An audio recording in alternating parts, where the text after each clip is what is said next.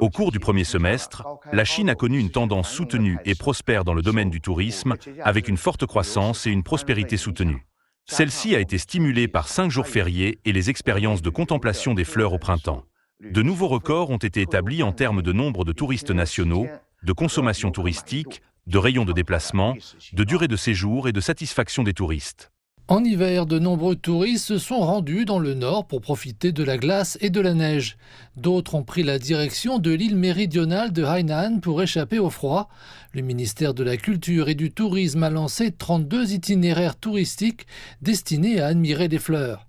La Chine a également enregistré une augmentation du nombre de croisiéristes en hausse de 40% en glissement annuel.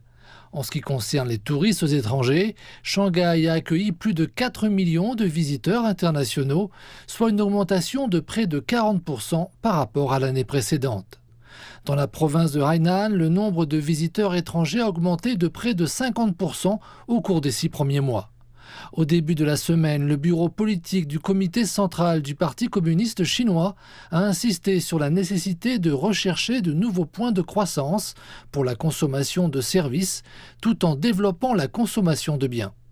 Avec cet objectif, le secteur du tourisme devrait connaître une nouvelle hausse au cours du second semestre.